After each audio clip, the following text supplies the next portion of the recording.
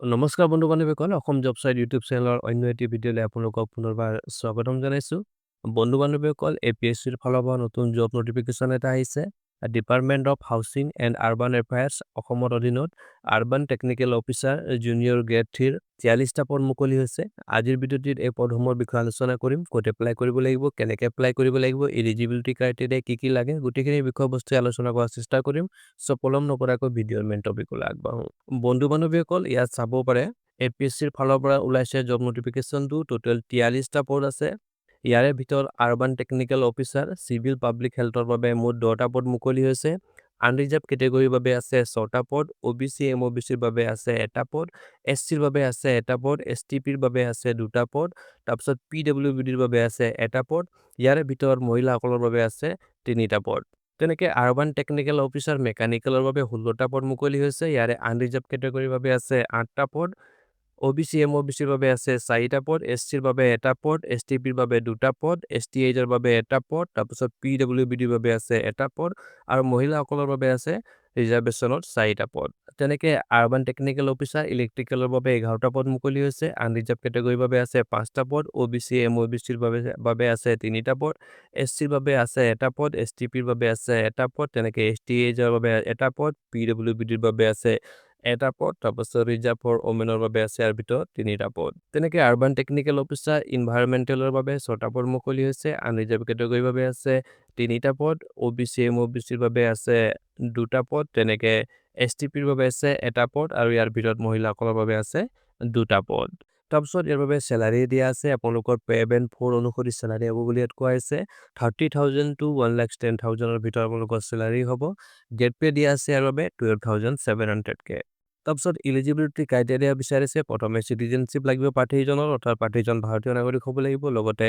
domicile বিচাৰিছে প্ৰাৰ্থীজন অসমৰ স্থায়ী বাসিন্দা হ'ব লাগিব প্ৰাৰ্থীজনে স্থায়ী প্ৰমাণপত্ৰ হিচাপে employment exchange registration certificate upload কৰিব পাৰিব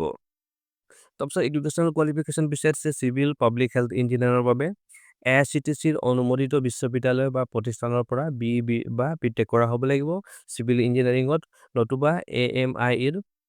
পাৰ্ট A আৰু পাৰ্ট B ৰ এক্সাম পাছ কৰা হ'ব লাগিব চিভিল ইঞ্জিনিয়াৰিঙত তেনেকে মেকানিকেল ইঞ্জিনিয়াৰৰ বাবে এডুকেশ্যনেল কোৱালিফিকেশ্যন বিচাৰিছে AICTCৰ অনুমোদিত বিশ্ববিদ্যালয় বা প্ৰতিষ্ঠানৰ পৰা BE বা BTech কৰা হ'ব লাগিব মেকানিকেল ইঞ্জিনিয়াৰিঙত নতুবা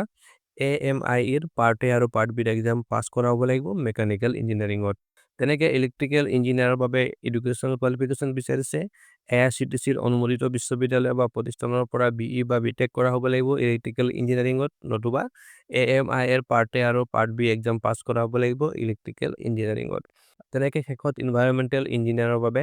এডুকেশ্যনেল কোৱালিফিকেশ্যন বিচাৰিছে AICTCৰ অনুমোদিত বিশ্ববিদ্যালয় বা প্ৰতিষ্ঠানৰ পৰা BE বা BTech কৰা হ'ব লাগিব এনভাইৰনমেণ্টেল ইঞ্জিনিয়াৰিঙত নতুবা BE বা BTech কৰা হ'ব লাগিব চিভিল ইঞ্জিনিয়াৰিঙত লগতে মাষ্টাৰ ইন এনভাইৰনমেণ্টেল সায়েন্স বা ইঞ্জিনিয়াৰিং কৰা হ'ব লাগিব তেনেকে এজ লিমিট দিয়া আছে আপোনালোকৰ 1 জানুৱাৰী 2025 চনৰ ভিতৰত ন্যূনতম 21 বছৰ হ'ব লাগিব আৰু মেক্সিমাম 38 বছৰ বয়সৰ ভিতৰত হ'ব লাগিব বয়সৰ ৰেহাই দিছে SC STৰ বাবে 5 বছৰলৈকে OBC MOBCৰ বাবে 3 বছৰলৈকে এক্স সাৰ্ভিসমেনৰ বাবে 50 বছৰলৈকে তেনেকে PwBD প্ৰাৰ্থীৰ বাবে 10 বছৰলৈকে বয়সৰ ক্ষেত্ৰত ৰেহাই দিয়া আছে তাৰপিছত আহিছো হাউ টু এপ্লাই কেনেকৈ এপ্লাই কৰিবলৈ হ'লে আপোনালোকে অনলাইন এপ্লাই কৰিব লাগিব APSCৰ অফিচিয়েল ৱেবছাইটত গৈ আপোনালোকে এপ্লাই কৰোঁতে কিছুমান ডকুমেণ্টছবোৰ PDF আকাৰত আপলোড কৰিব লাগিব যেনে age proof certificate educational qualification certificate caste certificate PRC বা এক্সচেঞ্জ চাৰ্টিফিকেট ডিজেবিলিটি চাৰ্টিফিকেট যদি লাগে গভ এমপ্লয়ি চাৰ্টিফিকেট NOC যদি প্ৰযোজ্য হয় তাৰপিছত আপোনালোকে এটাখিনি PDF আকাৰত আপলোড কৰিব লাগিব ইয়াৰ বাবে মেক্স সাইজ দিয়া আছে 4 MB তেনেকৈ আপোনালোকে ফটো আৰু সিগনেচাৰো আপলোড কৰিব লাগিব ইয়াৰ বাবে সাইজ দিয়া আছে মিনিমাম 40 KB ৰ পৰা 200 KB ৰ ভিতৰত হ'ব লাগিব তেনেকৈ আপোনালোকে এপ্লাই কৰোঁতে এপ্লিকেশ্যন ফি পে কৰিব লাগিব জেনেৰেল প্ৰাৰ্থীসকলৰ বাবে দিয়া আছে 297 rupeesৰ আপোনালোকে এপ্লিকেশ্যন ফি পে কৰিব লাগিব তেনেকৈ OBC MOBC 197 rupeesৰ এপ্লিকেশ্যন ফি এটা পে কৰিব লাগিব SC ST BPL আৰু PwBD পাৰ্টিয়ে এপ্লিকেশ্যন ফি পে কৰিব নালাগে অৱশ্যে তেওঁলোকে প্ৰসেছিং ফি এটা পে কৰিব লাগিব 47 rupeesৰ তাৰপিছত ইম্পৰ্টেণ্ট ডেটবোৰ আপোনালোকক মই জনাই আছোঁ আপোনালোকৰ অনলাইন এপ্লাই 5 ছেপ্টেম্বৰ 2025 ৰ পৰা আৰম্ভ হ'ব আৰু লাষ্ট ডেটটো দিয়া আছে অনলাইন এপ্লাই কৰাৰ 25 ছেপ্টেম্বৰ 2025 তেনেকে এপ্লিকেশ্যন ফি পে কৰা লাষ্ট ডেটটো দিয়া আছে 27 ছেপ্টেম্বৰ 2025 বন্ধু বান্ধৱীসকল কিবা সুধিব লগা থাকিলে কমেণ্টত জনাব আশা কৰিছোঁ আপোনালোকে আমাৰ ভিডিঅ'বোৰ চাই নিশ্চয় ভাল পাইছে যদি ভাল পাইছে চেনেলক ছাবস্ক্ৰাইব কৰিব নাপাহৰিব লগ পাম কাইলৈ নতুন এটা চাকৰি খবৰ সৈতে আজিলৈ আহিছোঁ বাই বাই